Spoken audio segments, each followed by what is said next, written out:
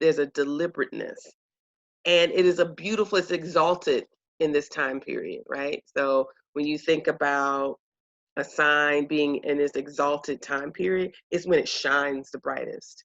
It's when it's walking in all of its light. And so today being, we're at the very beginning of Taurus season. Today being a new moon and Earth Day, this is a really powerful, exalted time for Taurus. So just want y'all to know that. So I'm going to do an intro of Tavia. And I think, Tavia, we've known each other now almost 7 years.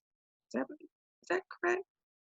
Yeah, I think I first met you with a lot of the Earthseed crew, and like actually, I met you at Spirit House, not Spirit House. Sorry, I met you at Stone Circle. Yeah. So okay, Long, yeah. that's been a little while ago. That's been a little while ago.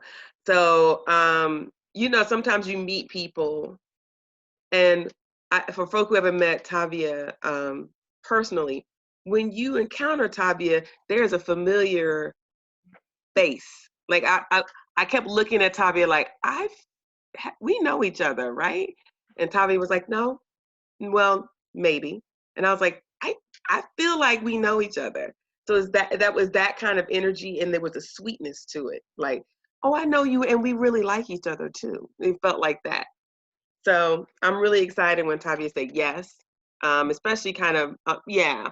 You could just feel it coming through, and especially because of their commitment to the earth, um, to healthy eating, to food sovereignty, to land sovereignty, to being able to ushering people into a space that allows them to reconnect with something they already knew. It's gotten disrupted. So I definitely feel like she is like that. I don't know, magic school bus person. I talk about magic school bus all the time. Like, I love Miss Frizzle though. That's right. That's right. right? So it's like this is a plant that your ancestors ate. You should eat it too. So here's Tavia's here's Sorry, Tavia's bio. Tavia Benjamin is a spiritual and emotional healing artist, relational organizer, facilitator trainer, event producer, and an aspiring land steward. Their guiding mission is to reconnect people to themselves and to their sovereignty, to one another, and to the earth through ritual, creative space making, and removing obstacles to connection. They are guided by their values of love, adaptability, healing, and service to myself and all the beings on the earth. They have always had a connection to the earth and the natural world, and have been intentionally remembering how to connect Mother Earth and the healing gifts of plant and folk medicine since 2018, after a folk medicine apprenticeship. Figuring out how communities can heal and be their whole selves is what motivates and excites Tavia about working towards a more equitable and just world. That's perfect, right? Like if you thought you were in the right place, you are absolutely in the right place. So I'm going to kick it over to Tavia. My role during this time period is to help Tavia. So everybody should be muted, but if Tavia decides that she wants to engage with folk, then you can unmute. Going to walk through a cool exercise, workshop, conversation, unveiling, and then we're going to have about 15 minutes for Q&A. Okay? So if that works for everybody, let's see a thumbs up. Yeah? Excellent, excellent, excellent. All right, good deal. First of all, Sherazar, I love that you've got the thumbs up with no face. I know. Huh, And Acacia. hilarious. Okay. All right, Tavia, I'm kicking it to you.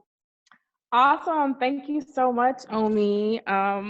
It's so lovely to be here and talk about one of my favorite topics. And I want to shout out to my parents, Mildred Benjamin, Tony Benjamin. They're in the corner over there. People that made me. I love them.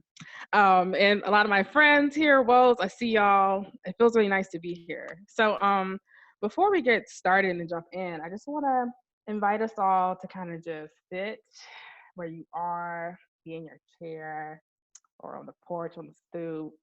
Close your eyes if you feel led, but also you don't have to. But I want to just get us into some deep breaths. So we're grounded and centered and from a place of stillness and mindfulness. So I'm going to just invite us to get comfortable in your seat, feel your feet on the ground, and just roll your neck if you have to. And inhale. If you can't breathe deep, breathe at whatever pace feels good. But we're gonna do an inhale together and then 3 breaths. And the last breath, we're gonna have an audible sigh. So let's do our first breath together. Breathe in. Hold it for a little bit at the top if you can, and then take your second one. Breathe in. Hold it a little bit. Breathe out.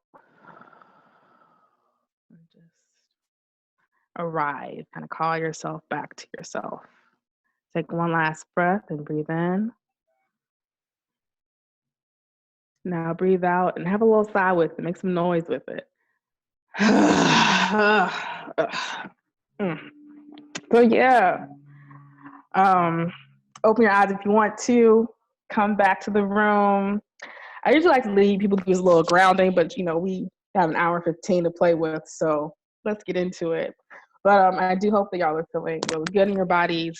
And my time with this talk, I really just I really want to return us back to ourselves. I feel like a lot of this time of quarantine, of staying home, of having to really have some of your movements restricted allows us to also sit with ourselves, which can be hard, but which can be beautiful, but also can be beautiful if you haven't had time to even think or feel your body or know who you are and what's happening. So I do hope that folks are kind of taking advantage of the pause in what ways it serve them and also dealing with what comes up.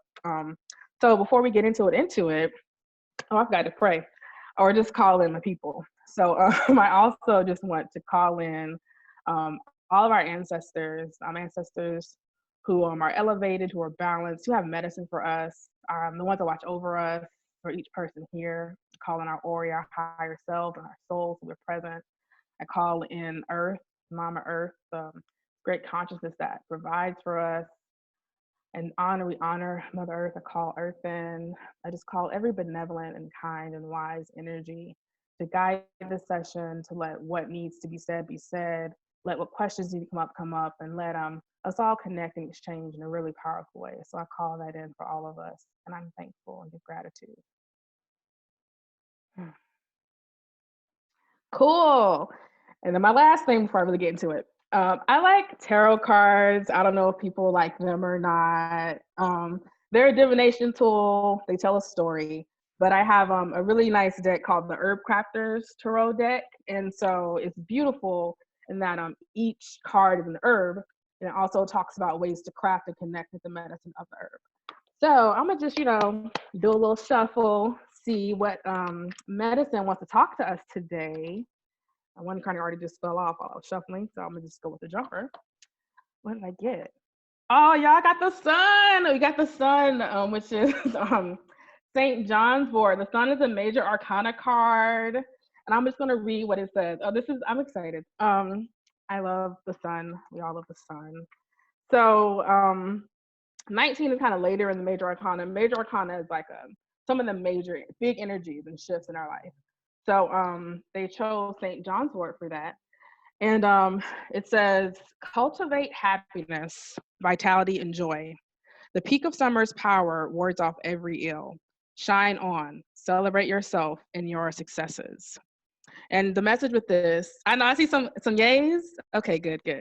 The message is, happiness begets happiness. Radiate liveliness and vitality. Fully experience the sheer gift of being alive. St. John's Wort is best known as a mood-lifting plant, but it also repairs skin from trauma and soothes nerve-related pain. This flower bud emits a rich pigment that yields vibrant reds and yellows, or vibrant red potions. The flowers and buds peak at the height of summer, the most potent time for wildcrafting. Make magic and medicine when your joy is in full bloom. Seek vibrant people and healing experiences that build good energy and boost people in healing experiences. Oh, and boost your power. My bad, y'all. Was reading the same line. The leaves of St. John's Wort shimmer like diamonds when held up to the sun. Step into the light and show your sparkle. And the ways they suggest that we craft with St. John's wort is keep bright flowers in your home to promote a sense of joy. Craft oils and elixirs of St. John's wort to invoke the healing powers of light during dark times. Wear bright red lipstick and nail polish to celebrate your fabulous self. So I see you, Taylor. Somebody got red lip. Okay, on me. We got some red. So again, this is called the Herb Crafters Tarot deck. Oh, thank you. Yes. And you can find it online. It's a really sweet tool. But yeah, so the sun is with us. We're gonna really be channeling some vitality. So that's exciting. So I guess I just want to start with a little how I came to earth medicine, what speaks to me, and why what I want to share within this class. Um, so yeah, I came to herbal medicine and folk medicine mainly because I was leaving some nonprofit work and had lost health insurance, and also have always been interested in plants and wanted to figure out better ways to take care of myself and feel more empowered around connecting to earth and connecting to medicine because I knew it was real and I enjoyed plants as a child. I cooked with my grandmother a lot as a child. Um, I think there were times I dabbled in growing things. It didn't always work, but I had a green thumb in certain aspects. So I just always was drawn to nature, but I had to come to it in a practical way around 2017, 2018, when I had left some jobs and needed health insurance or just needed ways to keep my health and feel power around that. And I've also always had a thing with history and roots and kind of learning how people tended to their health outside of medicine, outside of Western medicine. So I was always kind of predisposed to it anyway. And my journey started when I did this amazing BIPOC, Black Indigenous POC, and also very queer-leaning folk apprenticeship up in Boston with these two amazing healers. One's named Sochi Kwapto Bayo, and the other is named Naomi. I forget Naomi's last name. But they started a BIPOC herbal apprenticeship called Seed, Root, and Bloom. And so we spent 9 months together going through like different energy systems, as well as thinking about how to protect the body, the immune system, the urinary system, like, you know, our skin. Like we just kind of went through each system and also talked about ways in which our ancestors protected their bodies and kind of found health and work with the earth. So that was a really big opening for me and kind of helped catapult me on this journey of like everything we need is all around us at all times. And earth always is creating what you need. And I heard another saying the other day in another kind of healing space that our greatest gift to earth is to heal ourselves. And to me, our bodies always move towards healing. Like we get scabs, we regenerate every 70 years. Like our cells are we're always changing and moving. So your body is already supporting you on a healing journey, and earth is already creating the things that you need to interact with it. So it was just kind of like I wanted something that felt real and practical and was yeah, just in my blood, in my bones, and which also makes sense because sometimes I ask my mom, I'm like, who in our family was doing herbs and whatever? And then the other day she told me that she remembered when her mother had wrapped, she had mumps and she had wrapped her jaw in sardine oil. And I was looking at this book called Working the Roots, which is another book I would recommend to everyone. Working the Roots, 400 Years of African American Healing. And yeah, sure enough, on like the mump page, it was like sardine oil. You use that and it helps with the mumps. And so I was like, oh man, my grandmother was doing this. So just like, you know, our moms give us castor oil when we were sick. Like, you know, I think it's just there are things that which we do when we hold in our bones. We may not know the reason why we do them, but we were told that they keep you healthy. And so I just want to kind of get people to tap back into that because it's just, I want us to feel our sovereignty, our power. Like you have power, you have agency to kind of control what comes to you and what doesn't energetically, but you know, and there are plants and there are things to help you kind of sit with that. So yeah, there's one more thing I want to read too before I ask y'all kind of what are you looking for? What kind of support are you looking for in this moment? So there's this really awesome picture that one of my plant love friends sent to me. Let me see if I can share my screen and I can read it. Share. So, and I believe this is a news clipping. I'm imagining it's probably around 1918 when the other fluenza broke out, but it said herb tea for flu. Negro woman believes in using old time remedies. And it says, what are you thinking? What are you using to prevent the herbal flu or the flu? And the woman says, Black woman says, I take teas. You white folks don't believe in teas, but this is what we all as colored folks took when we get sick. And she displayed half a bushel basket of herbs she had gathered on the hillsides. Among them were fever wheat, tea, catnip, rabbit leaf, life everlasting, which she says smells very sweet, and mullein leaves, from which she makes a syrup, and boneset. The latter makes dark red teas. And quantities of these herbs grow on the side of the hill. So anyway, that goes down to say that, we were locked out of a lot of systems back in the day, but we were still locked into, we still have earth. Like no one can ever separate you from your connection to earth.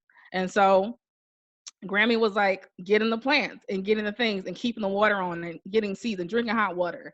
So it just kind of made me remember like, oh, this has been in our bones. We've survived this before. Like, it doesn't mean that the loss and the grief isn't, still felt, but it means that, there are always tools to get through things. Humans have been through pandemics, have been through great times of like, population thinning out and people going, but we've also known how to tend to ourselves, how to heal ourselves, and how to keep moving. So that was just really powerful to me to see that, and it's a great reminder of why my interest in folk medicine is just really important, because we're remembering and keeping remedies that our people used when they had nothing else, and they survived because we're here today. So I just feel like folk medicine is great because it ties us to a longer lineage of healing that is very much felt. And like, you don't have to study, you don't have to go to no schools, you don't have to know no scientific names. They do help. But at the same time, like medicine is for all, and earth is, your connection to earth and spirit is yours and personal, and you can tend to it however you need to. So yeah, that's my little intro. I also want to share that I'm just going to be sharing things that are really practical things you can get in your kitchen that also support your immune system. We can go into making things, but I just kind of want to keep it open-ended, and also I keep it to things that are kind of nutritive so that you can't really take too much of it to like get sick, or there's no way you could take something and kind of throw your whole system off. So I try to keep it to those type of medicines and remedies and foods in this presentation. So yeah, I just want to get a sense of folks, and you can put it in the chat, or I would like to hear voices. And it's like it's not that many of y'all, but I do like voices. But yeah, what type of experiences with plants, medicine, or herbs do you have? And like, is there one question or something that's like you're really sitting with that you're hoping we can address or exchange in this little hour that we got? Yeah, so maybe do some raise hands if you know that, if you want to speak, or unmute.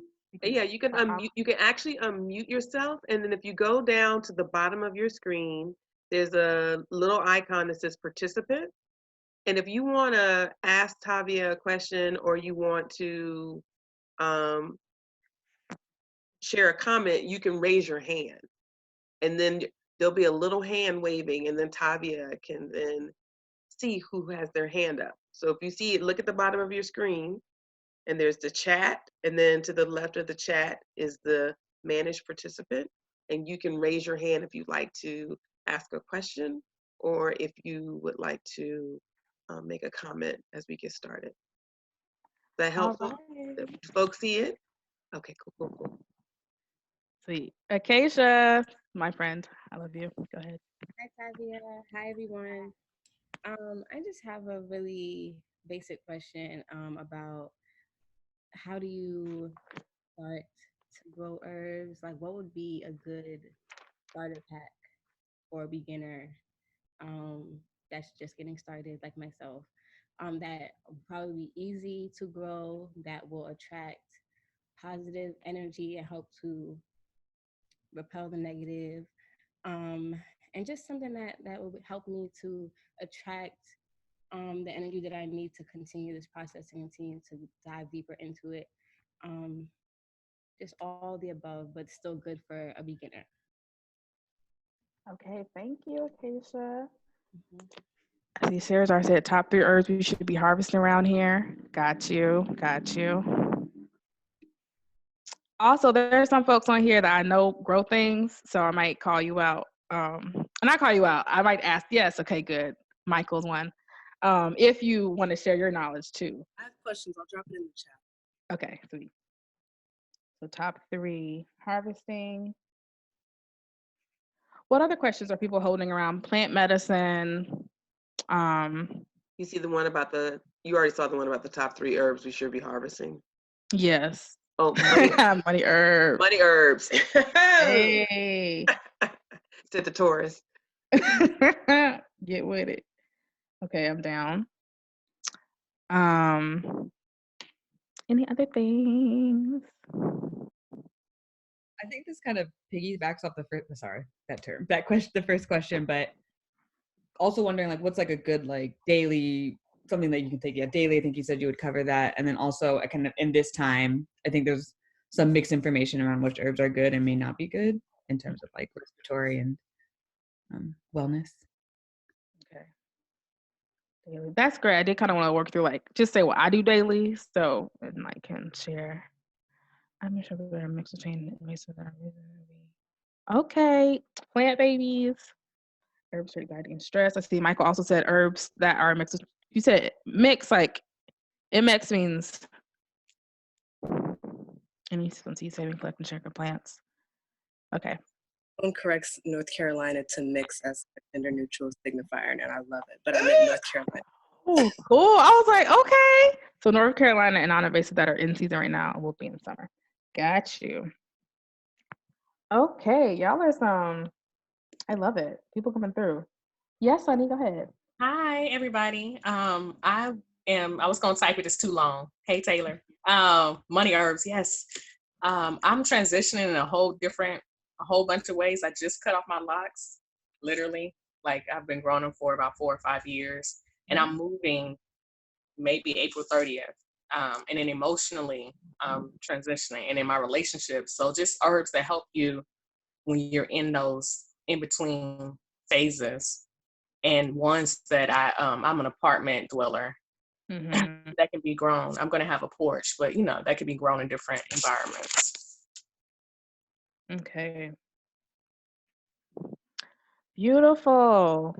Are there any other voices that want to be in the room or questions that want to be mentioned? And if they come up over time, you can still pop them in the chat or raise your hand and we can address them. But this is a lot to go on or a lot to start from. Ooh, I might have to give Michael, you are a very advanced grower, in my opinion. I might have to ask my farmer friends about stuff to help you around Tulsi. But anyway, keep it in the chat. And also, I appreciate you. So yeah, let me see where to start. I feel like a daily routine is a good one to start, as well as top of herbs for beginners. We can kind of get into that. So yeah, just to kind of get into daily maintenance. The reason why I enjoy teas a lot too and infusions, just because they use water as a basis, so you don't have to, get, even though tinctures are great and they're extractive and they're beautiful, they get like a nice potent medicine. You can still get medicine from herbs with just water. So things I feel like I would share as grounding or daily practices that include the earth and not just plants would be grounding. I enjoy standing outside barefoot in the dirt, in the grass. It's scientifically proven there are negative ions, or there are things in dirt that actually help you and help calm you down. But also, I sit with the earth. I give the earth gratitude. I give the earth my pain. I give the earth, and I also give it offerings. But I feel like there's a way when you stand on the earth and you breathe deep and you are there for a little bit, that's a really grounding and moving practice. So I think that's a great daily practice to keep. And when it's sunny out, get you some sun. I know, be careful around how long you out there, and if you have sunscreen, do that. But really, I think it's a good time for us to really, we're plants. You need water, you need sun, you need some earth. So get your, or we're humans, but we have a lot to share with plants. So get out there, touch your feet to the ground, and get you some sun, and just kind of remember yourself, feel the warmth. There are other things that suns help you do. It's going to be a really intense summer, so I've heard. But take shade when you need it. And I often start my morning with some tea. I think the first thing I do when I do get up within an hour is get up, look at my phone. Probably shouldn't do that sometimes. Go outside, touch some dirt. And I usually this time I'm making some nettles tea. So the beautiful thing around the moment that we're in, spring, is that a lot of herbs that are out naturally right now are really good blood cleansers. They're really good detoxers, because typically, when you're coming out of spring or you're coming into spring, you're coming out of winter, and people are eating a lot of heavy foods in winter, a lot of things that are dense to kind of keep them warm and keep fat in their bodies.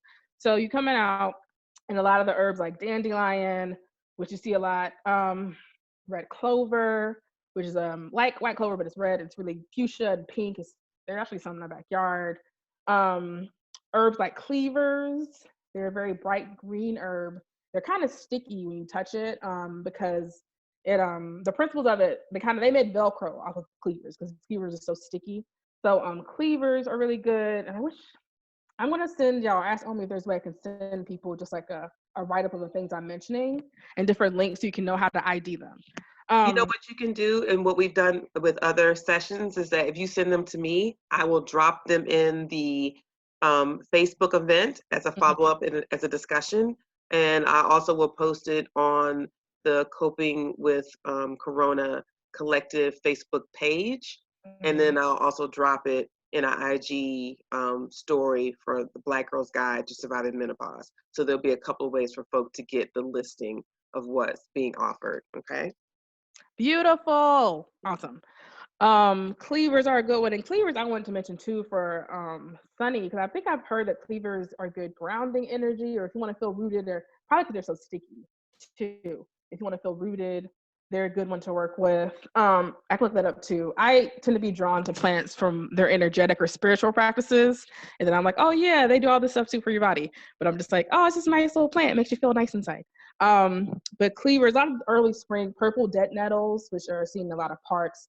They're all really good for just cleansing your body and cleansing your blood. Stinging nettles are good, and I love them. I drink them every morning.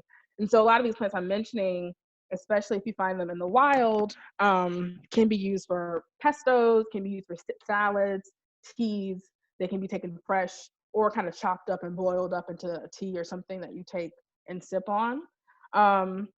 When it does come to foraging, there are, a lot of best practices out there. Some folks, say don't forage within 30 feet of a road.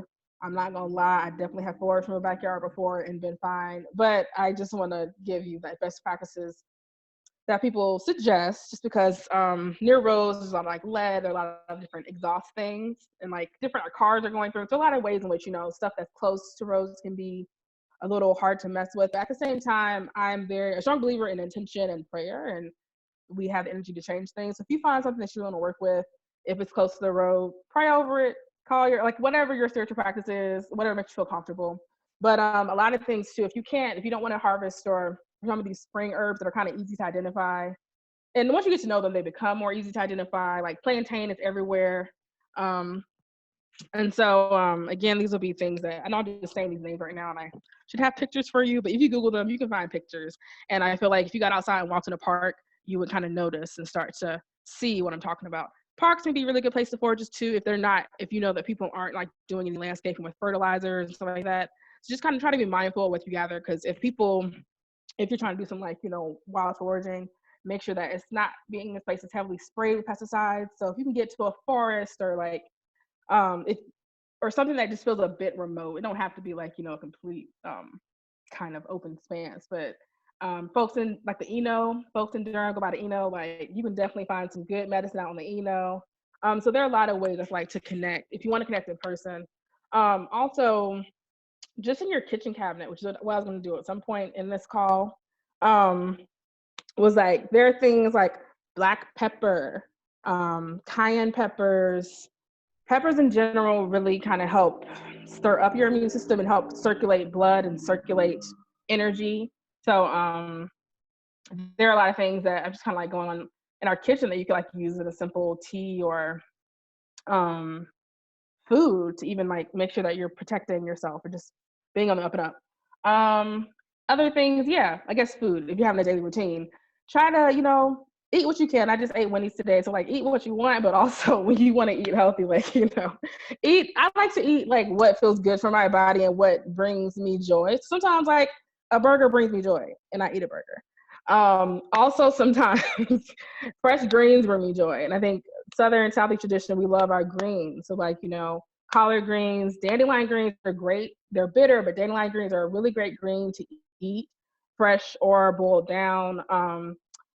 Fam then got, I don't know, I should look up. But for my friends, I think Colvin and Michael on here, dock root or dock greens. Did you look up? They're really green. I feel go ahead, you're unmuted. Are they safe to eat in a green?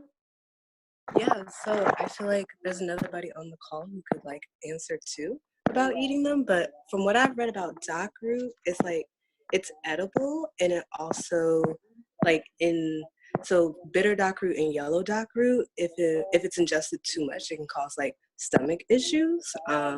So I've like read that that's like a thing with it, and I think that it's like if you are preparing it like boiled greens and you're like cooking it down, like that's better than like pan frying it like some folks do kale and stuff. But yeah, I would just read up on dock root.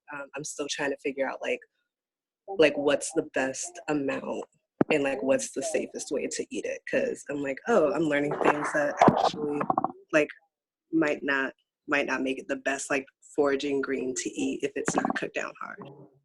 Thank you. And that's something too that this book, what I said, Working the Root Bible, or it's just amazing root.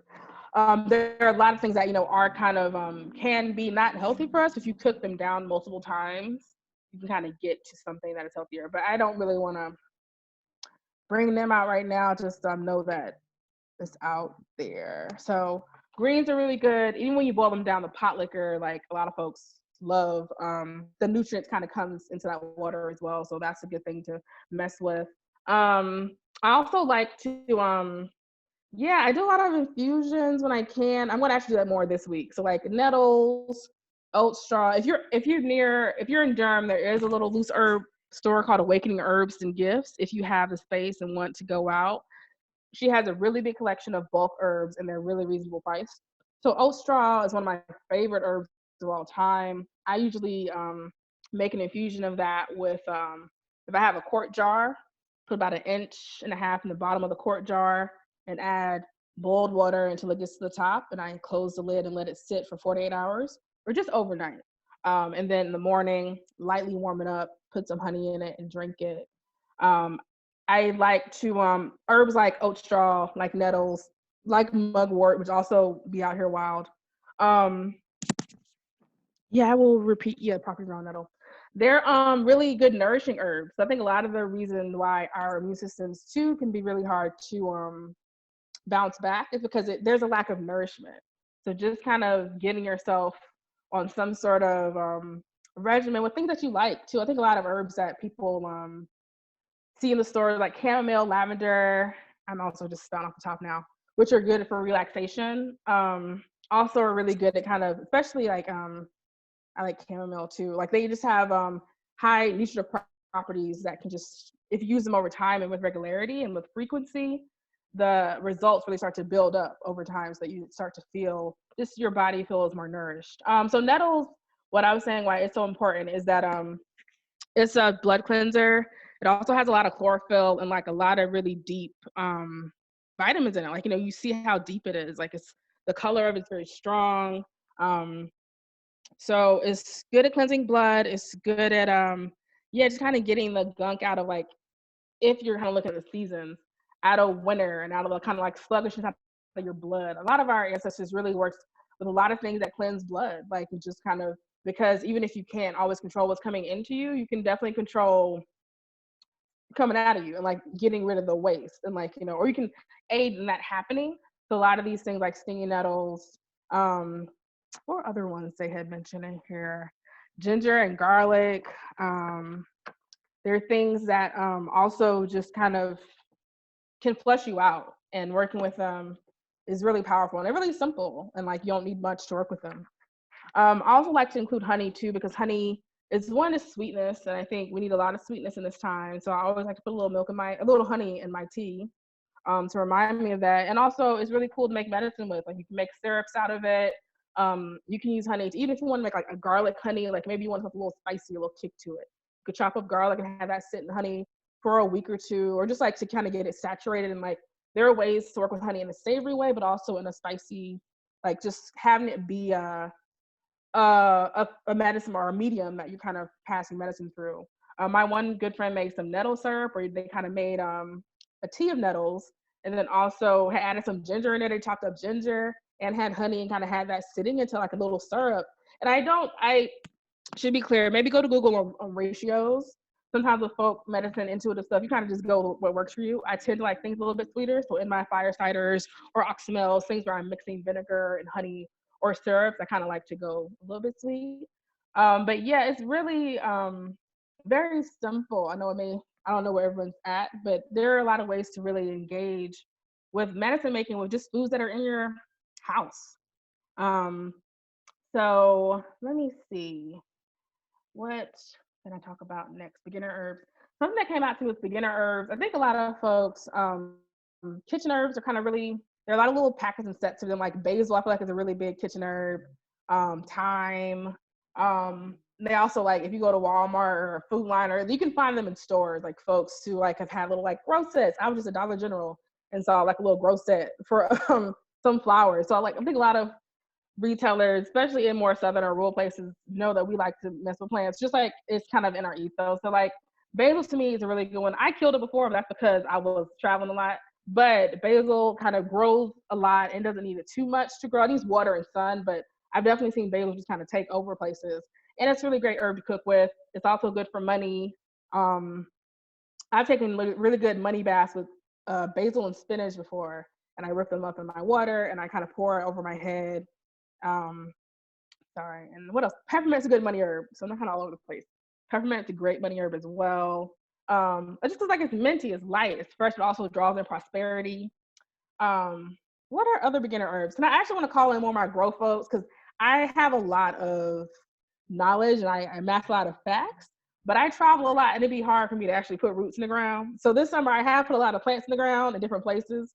But for my folks who have been growing for a little minute, what other beginner herbs would y'all suggest that you really enjoy and that are like low maintenance, can grow on a windowsill, or don't need a really big like garden bed? Anyone? Oh, what's up, fam? Hey, my name is Michael, and my pronouns are Z and Zin and Zir. And I feel like when I think of really good beginner herbs, I think of chives I really like because they come up. They're usually the first thing that I'll see flower in my garden, and mine have gotten hardy enough where they'll like winter over and just like be chill and will come up in the spring without me having to put down new seeds. And that's how I also feel about lemon balm. It just tends to like come up and stay plentiful and gives flowers, and you can like I really like the emotions of my lemon balm because you can see it change colors like with the season, with the amount of sun that it's getting, and like when it decides to put out flowers. Yeah, so I grow both of those outside, not on a windowsill, but just like they are really chill outside and just kind of do their own thing, and then we'll seed out and come back and stuff. Yes. Thank you. Any other folks? Oh, so you don't have to if you want to. Okay. But yeah, I feel like a lot of like Kitchener, I feel like I've heard or seen like folks kind of, well, no, rosemary's a bush, never mind. I was like, rosemary, there's a big, big bush outside of our house, which is really nice. But yeah, I think there are also a lot of cool ways to work with sprouts that I've seen around, and maybe it's not an herb, but like getting sprouting seeds like sunflowers, mung beans. You can just either sprout them in a jar with water, and like you have to rinse them out each day. But look up sprouting. Sprouting is a really cool way to also have nutrient-rich food and nutrient-dense food that is relatively easy, and like people just kind of either brew them in water and grow and dirt. I've seen people have a little pan, like one of those little like full pie pans, put some dirt in them, put some sprouts in them, and sprouts can like they come up in a week. So if you want some like easy salad greens or the easy greens that are nutrient rich, they can like it doesn't take long for them to come up, and also they're really like not as intensive as like having a bed or kind of having to tend to something long term, but still can give you a really rich food to work with. um what else? Grounding herbs. Oh yeah, rue is great. I use rue a lot for baths. Someone had mentioned they use rue for spiritual baths, limpias, and cleansing. And it's a yellow flower too, which is really nice. What else? Now I'm just kind of popping off other things you want to talk about. Um, I think also mood herbs or like grounding herbs, herbs around anxiety and calm. You mentioned a lot of them as far as like lemon balm is a great one for mood and calming you. It's really good for digestion. It's really good for children. I think children, lemon balm and chamomile are herbs that are gentle enough to work with children, but they're also really potent because they're really great healers, and really good at kind of like helping us find safety in ourselves, helping us find comfort and really be shored up in our strength. So chamomile is a great mood lifter, lemon balm. Also lavender. It smells beautiful. It also works well in a tea. I like a little milk and honey with my lavender tea. And I like rose, like floral things, things that have a nice scent to them. Um, yes, Charlotte, Tulsi. Tulsi is great. Tulsi or holy basil is a really lovely mood lifter. It's also an adaptogen. So like it's an Ayurvedic herb. It's really good at helping you find balance. Either if you're like too hype, it can help calm you down. If you're too low, it can help bring you up. It also helps increase longevity. People like live long. I love making me a good like Tulsi elixir. And elixirs are like I use elixirs making brandy and honey. So like you use the alcohol to draw it out and honey to kind of sweeten it and preserve it. And I've taken Tulsi elixirs for my mood. And I just had like a little pint jar, put half brandy, half honey, and dry herbs tend to be more potent than the fresh, depending. And some folks say some fresh herbs, like for example, cleavers. Some people say dried cleavers really aren't that potent. It depends who you talk to. So some herbs, while dried, even though they're soul dried, it depends who you talk to and like on how you feel in your body when you take them if they're still potent. But I've definitely made a brandy elixir, Tulsi elixir rather, with dried Tulsi. And a lot of times tinctures and elixirs can be made with dried or fresh herb. It just depends on when it's fresh. You kind of want more because there's more water in the herb, and it can be harder to just get to the medicine chef, like get through the water. So anyway, I'm just kind of on more tangents. So let's do the little kitchen magic part. I want to move to my phone because my computer doesn't work too well in the back of the house. Y'all know technology. So let me get on there. But yeah, I just want to kind of look through what is naturally occurring in our kitchen and be like, this one you can make medicine with. So am I done with video? Okay. Oh no, it's doing that thing.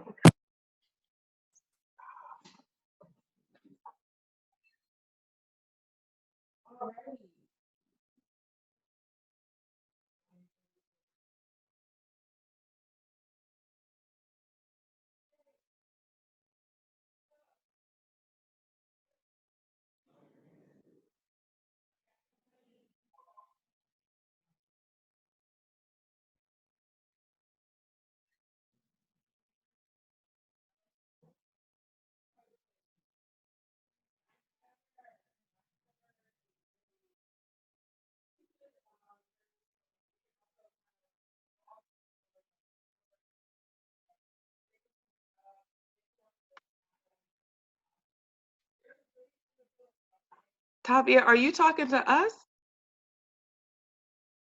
I was talking the whole time and I was muted. Oh my goodness. Hi y'all. Yeah. Hey. Okay. Because I was like, we can hear like a. I was like, okay. There you go. My apologies. No Back. worries. So I talked about honey. Yeah. Great for sweeteners. Great for making syrups. If you have to get the dollar store honey, it's fine. I just pray over whatever honey I get. Sometimes honey gets really expensive, especially the more organic manuka, whatever you want to call them. But honeys are good, especially if it's local. If you can manage to find a honey that's around you, it's really nice just because it's the bees are kind of more equated to where you are. Like it's really one of the perks of trying to eat locally around what's around you because like it's the fauna of your ecosystem. Like you're kind of in this ecosystem with it. So its medicine tends to be a little bit better for you. At the same time, get what you have access to and work with what you have. The next thing I was talking about was black pepper and just saying that it's another thing that's kind of like spicy, good, circulates blood. I was mentioning too that this is more of an Ayurvedic recipe or Indian, South Asian recipe. Golden milk is really good as far as like you just need some black pepper. You can make it with dry or fresh, but black pepper, ginger root, turmeric root, and some. I usually do coconut milk, but this is like a really simple drink. And the pepper and turmeric kind of need to be paired together because there's something in pepper that brings out extra things in turmeric, and turmeric and ginger are both known for like big anti-inflammatories, really helping, just circulate energy. They have a little fieriness to them. And so they're also great immune boosters as well. So that's like a sweet drink. Golden milk, which has turmeric, ginger, and black pepper. You can use ground or fresh. I like using fresh, but if you can't find fresh, some folks have, I feel like a lot of Asian marts like Lei Ming's or Super G, or depending on where you are, have a lot of turmeric root that's real cheap. You can also probably find turmeric root if you go out to like different stores, depending on like what roots they have. I feel like ginger root's a really easy root to find. So I have a whole bag of ginger root over here. You can make simple ginger tea. Like if you just chop this stuff up, put it in water, heat it up, make you ginger tea. I've also used ginger before for a back compress. I used to have like some lower back muscle problems. And so I'd boil up the root, kind of get it hot, put it in a rag and put it on the back of my lower back and just sit on it for a little bit. And probably like 15 minutes, 20 until it got cool. And that also would bring a lot of blood to the area and kind of help circulation come in and just liven things back up. Onion, you know, this onion is sprouting, so you can probably put this in your backyard and plant it. But onion is also a really strong medicine. I've heard people break whole fevers with just chopping up onion and set their kid in a bathtub full of onion and broke a fever. So like I feel like kind of also in the garlic family, onions and oh, that's not a lemon.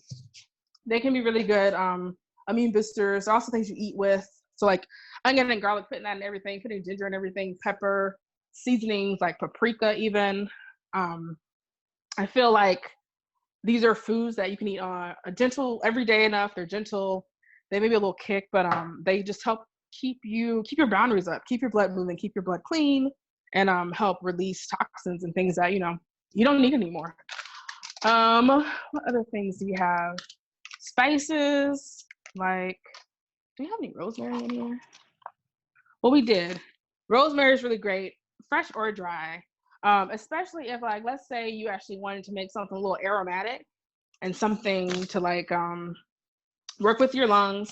You could put you a pot of some water and just really boil rosemary, or even I heard bay leaves are good for this. They mentioned this in Working the Root, to kind of make a steam so you can breathe it in, clear out your lungs, and just kind of give you some more. They have also good have oils in them, essential oils. Whenever you boil something, the oil essence of it comes up. So steam is a really good medicine, especially in this time when our lungs are being hit so hard with grief, with you know, respiratory stuff. You can really work with a lot of the aromatic herbs like bay leaf, like thyme, like rosemary, just simply boiling them up. Or you want to take a bath with some herbs, that can also be a way to work with them.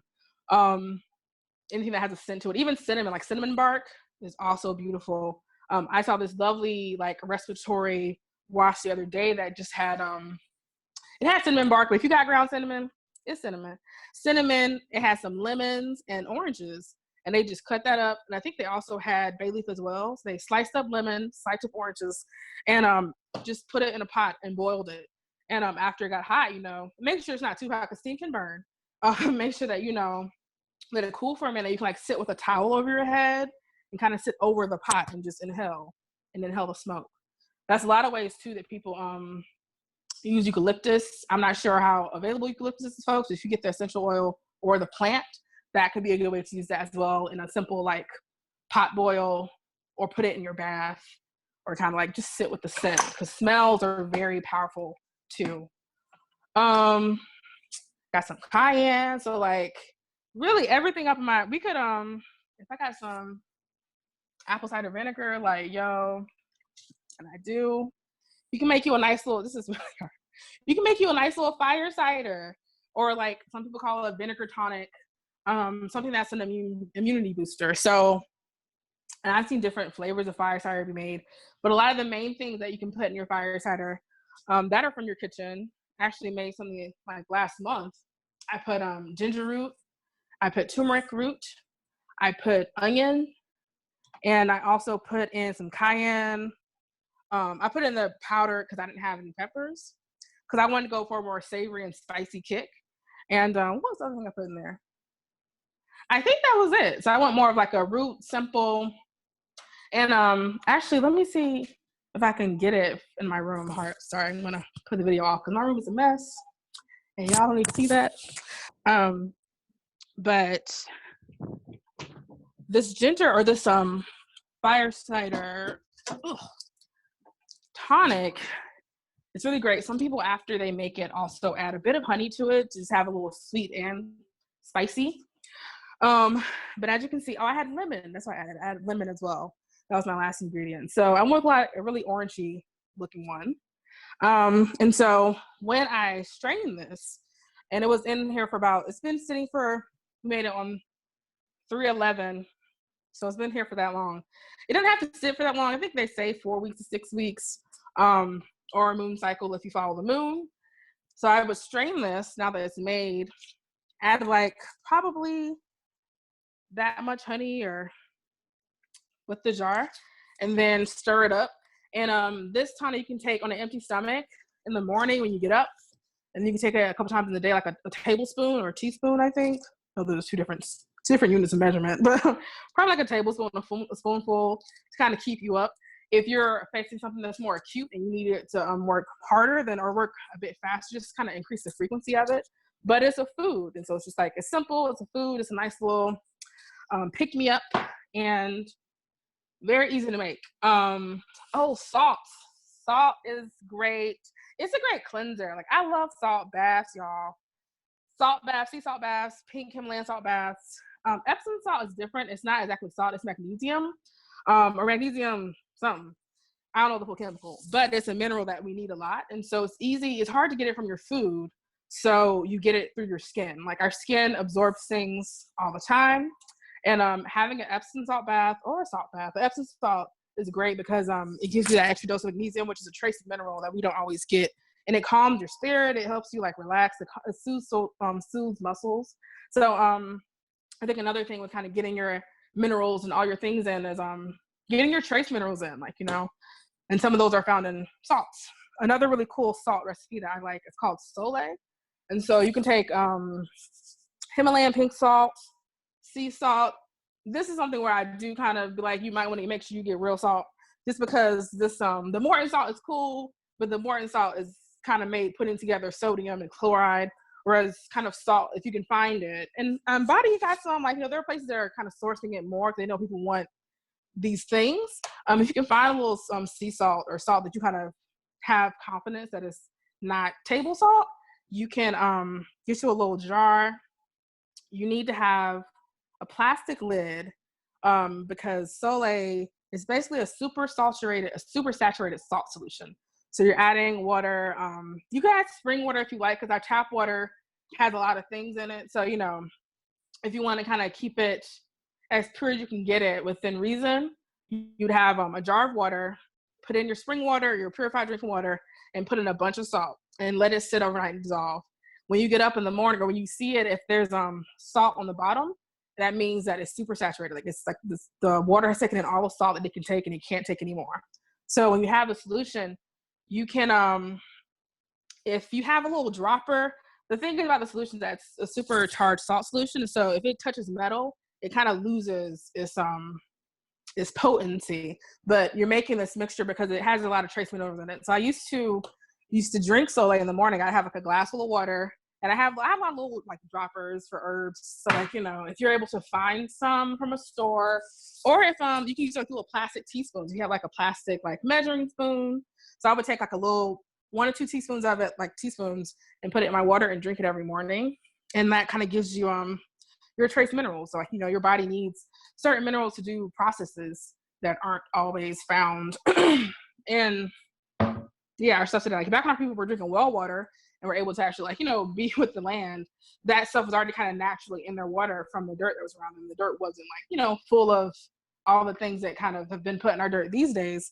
So it was easier for them to kind of get those things taken care of through well water and through other systems. But, we do what we can. So let me see. We got a lot of things right here, and they're not even like, there could be more. I'm trying to flip. What's the thing? There we go. So we got some cinnamon, smoked paprika. Would have had some rosemary, but have rosemary. Also some really good aromatics. Allspice, I feel like, is a really good aromatic. I don't know what it does per se right now, but it smells good. So I'd imagine that, if you want to have a little bath or like tea or some kind of steam with allspice. This says cinnamon, but what's in here is actually allspice and not cinnamon. it would probably be beautiful. I'm trying to think what else that I have in my cabinet. Garlic powder, but we got also raw garlic too. So yeah, lemon pepper. Lemons are also great, which I mentioned before, but they're also great aromatics as well. Great for cleansing.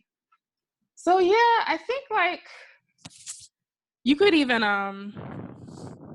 a lot of things you can make teas out of, you can make food with, you can make tonics with. I just feel like be creative. Like go in your cabinet and see what's there and make some stuff up. I think that's also really a fun part of me about folk medicine, and like it's really intuitive. I think it's really intuitive. It really has to be like led by your body and led by what you like and what you learn to like over time.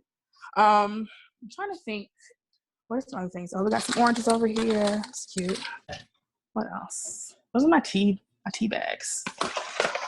Oh, star anise. Star anise is also a great herb. I have it in tea form right now, but I have a little body of tea bags. But star anise is great because actually the chemical that's in star anise is the same thing that's in Tamiflu. So it actually is really good for virals and flus. It helps flush things out. I have made tea with it before. I've also, there was an old remedy of like pine needles, sweet gum bark, and sometimes I put star anise in there for flus and colds because pine needles have a bunch of vitamin C, but also they're a great aromatic too. And we have so much pine around us all the time, and they're evergreen, so they're green all the time. And sweet gum bark, got a little like burr balls that you see around.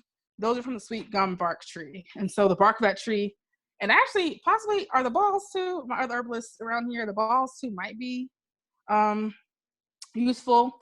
You can boil them up together for a nice like immune boosting tea that has a lot of vitamin C in it. Definitely, I know that much. So yeah, I'm on my phone now, so I can't see the chat as much. So let me go back. Am I missing major questions or things that people are talking about? No, some folk are dropping in that star anise is a good psychic herb for dreams as well. Yeah. And so we're about at 7:06.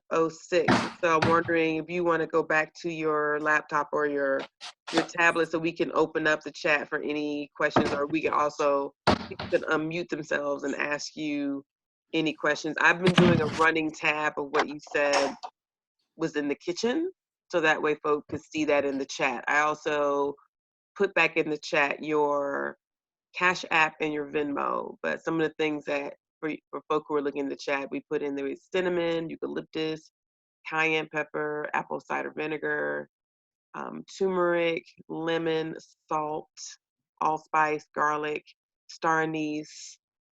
So yeah, so we put that in there. So let's see here. All right, and you're back. Hi. I'm trying to think if I missed anything. But yeah, I want to go to the immune part of this work in the root book to see if I missed anything. Oh yeah, I think a quick overview again of herbs that for anxiety and stress. Chamomile, lavender, what else would be nice? I said rose, lemon balm. I think mint is actually good. It's a mood lifter. Peppermint, but maybe not as much like as calming as other things are. But yeah, I think I'll stop there. And since we have time, let's open it up. Oh, it's a poultice. Poultice is when you chew something up. It's using your saliva kind of to activate something and you're chewing it up in your mouth. So like a good poultice to make, for example, plantain, which is kind of out and goes everywhere. It actually is great at drawing things out. So I've actually seen people who, if they had a splinter, they take some plantain, chew it up, put it on their thing, and it helps draw it out. Also for like wound healing, probably like calendula or like rose, like there are things I've seen that kind of stop and cool skin. And so using your mouth and your saliva to chew it up and kind of activate it and put it where it needs to go. It's a really fast and easy medicine, but I think I've seen a lot of like wounds and skin and kind of like a lot with that type of work.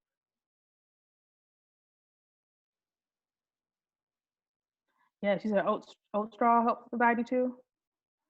You real right. Red clover too. I actually want to make a flower essence with red clover, and that's something I didn't get into flower essences. But there's medicine from flowers that are more vibrational and help our emotions and our spirits. And so a flower essence made from red clover, and making a flower essence can be as simple as putting some water beside a flower if you want to do a no-pick flower essence, and you're trying to ask the flower to take on the essence, or taking the water, sorry, take on the essence of this flower. And so red clover is really good because, as Sophia said, it's sweet and joyful, and it also helps us to kind of not be caught up in mass hysteria, um, which can be really hard. So I mean, if you a no-pick way is like you put a bowl of water by a flower in a patch of them, have the sun hit it for about 3 hours. And when it's done, and usually I also ask the water to I ask the water to kind of take the essence of this flower. I kind of ask the flower if it's cool with that. You can also do it where you pick it, where you like pick a flower and put it in the water and let it sit in the sunlight for a couple hours.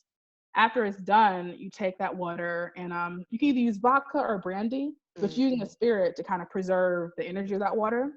And that becomes your stock bottle. And you take like 4 drops from that bottle, put it in another bottle with, again, half brandy, and I'll write this in notes, half water, and you take this to kind of help your mood and supplement. So you're asking the energy of the flower to work with you. And so if you can't make a flower essence, sometimes just sitting with the plant and meditating with the plant is also good to like get its energy. So red clover's out is really joyful and it's really grounding. So like sitting with plants too is really helpful as well. Did you see Charizard's question about what are some herbs we should avoid buying and think about growing ourselves due to the overharvesting that happens? Thank you, Charizard. Everybody knows about white sage. So with white sage, we have a lot of things that we can smudge here, which is another thing I like to mention, smudges, or just like fumigating the air or whatever. What's another one? Black cohosh, at least in this book, they give me a few, like black cohosh, which is one that's over harvested, but it happens in other states. Golden seal, which is mentioned a lot in this book, working the root. They call it yellow root because like if you cut the root, it's yellow, but it's also been called golden seal. That one's been over harvested. Slippery elm is also endangered. It's something that helps with it's a bark and it helps kind of move things along. It's endangered more because of a disease that actually kills the trees.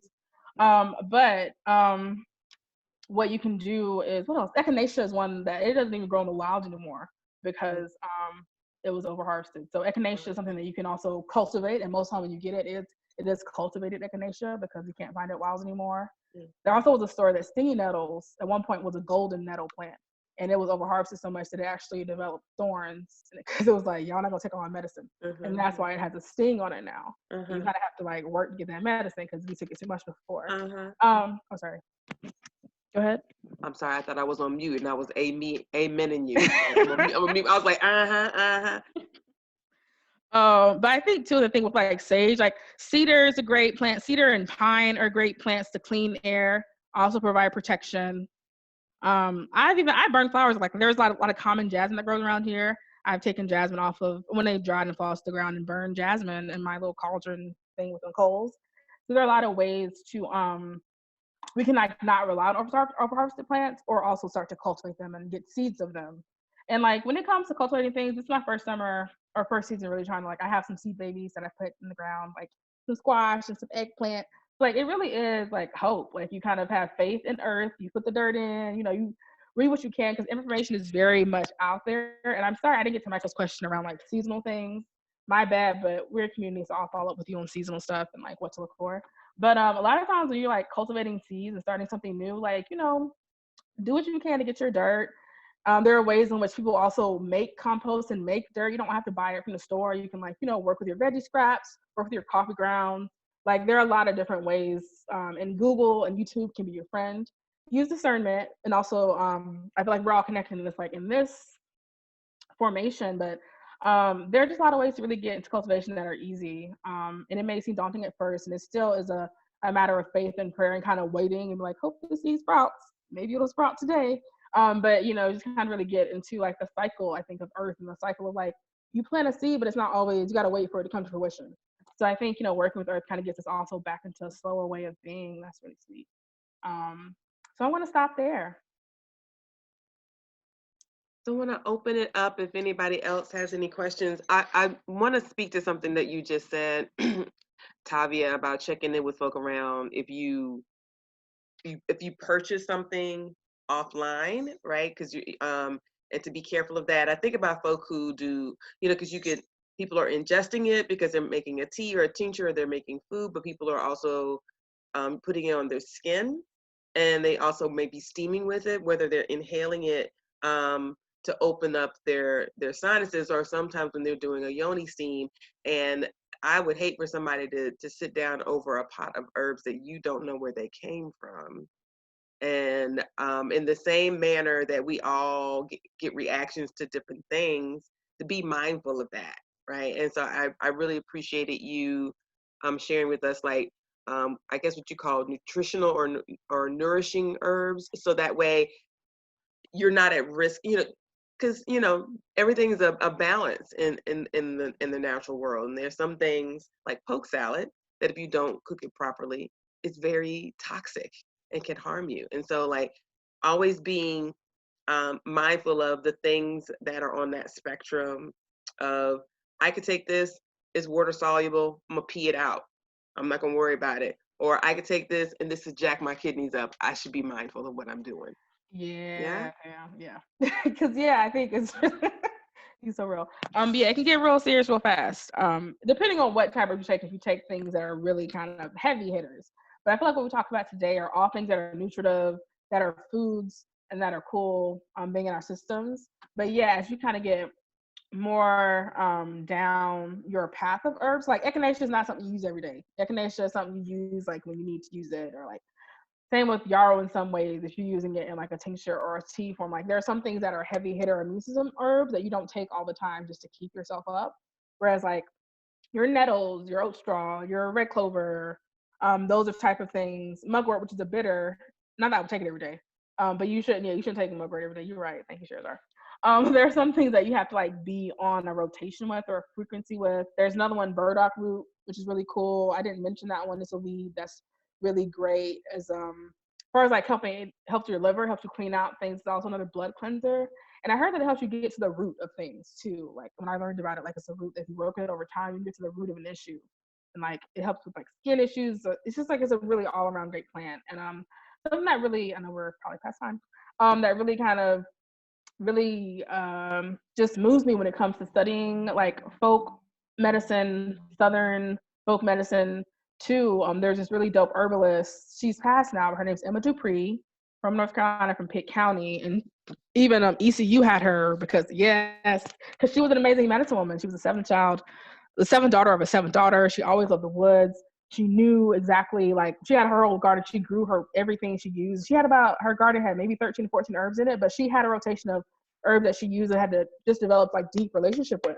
And she would heal people off like leaves and prayers. So it's just like, it's really kind of around the spirit we develop, or the discipline, the relationship that we develop with our plants, with our remedies. Cause like you also don't need much. Like you don't need much as you move in time and kind of get to like be comfortable with yourself and how you interact with plants and how you interact with like what you know is good for your body, because not every remedy is good for your body, and it takes some time to kind of figure out what works for you. And so I just get really moved by examples of that, because like it really tells me that the relationship is deeper than just a physical thing. It's like a spiritual thing, and there's a lot of ways you can go with plant medicine too, that you don't know until you get on the trail and start yourself.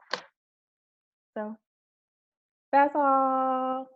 This was great. I don't know if anybody else has any other questions of you getting big thank yous about the relationship and reminding us it's about developing that relationship. Great job, baby. We love you. Proud of you. Thanks. Yay. Love you so much. Awesome. That's awesome. Thank you for joining us, Tavia's parents. It was so informative. Yes, this was great. And I think right now a lot of people, we're not shopping a lot, and so we are looking back to our kitchens and what we have right there to take care of ourselves, and like realizing there are a lot of things that we have right in our spice cabinet, or food that we can repurpose in so many ways, and we're not even thinking about, like coffee. Like coffee, I created a coffee scrub, right? I was like, yeah, Yeah. you know, we've got stuff. So I'm really appreciative of this. Tavia, thank you. You were fantastic. Remember, I dropped Tavia's Cash App and Venmo handle in the chat. So if you would like to, you know, when we were talking about making these live streams available, Marisol was like, we want to make sure that folk can access this. This is a gift. This is sacred. These are that's why we keep calling them offerings, because that's exactly what they are. This is an offering. And so it's the energetic exchange. And so for any of the folk who are blessing us with an offering, the way that Tavia blessed us with the offering tonight, we're asking people to consider, you know, making a love offering to them, to give back to that. You know, that's the old way, the bartering way, when you would go see the medicine woman, or you would go see the priest, or you would go see the midwife or the elder in the community. You would barter. You would come with something to put in their hand because they were going to put something in your hand, right? And it didn't have to be an astronomical amount of money, but it was an exchange that acknowledged the gift that you were being given. And so, yeah. Sunny is just sharing about an experience to make fennel ginger tea yesterday with honey. Yeah. That sounds So, delicious. and I know we're getting ready to get off, and someone else just joined. So we recorded this, and so Marisol and I are gonna work together to get this uploaded to YouTube, so it'll be available to folk, and we'll reshare that as well. So for folk who weren't able to join, and then Tavia said that they're gonna shoot me some of the things that they shared, and I'll also upload that to the Facebook event, and also to the Coping with Corona Collective Facebook page. Okay. All right. Word. Thank you. Thank you. Thank you. Thank you so much, everybody. y'all. Enjoy the rest Great of your helping you. evening. Everybody be well, be blessed, wash your hands, eat some honey. I love y'all so much. All right. Take it easy. Love you too. Bye. Bye.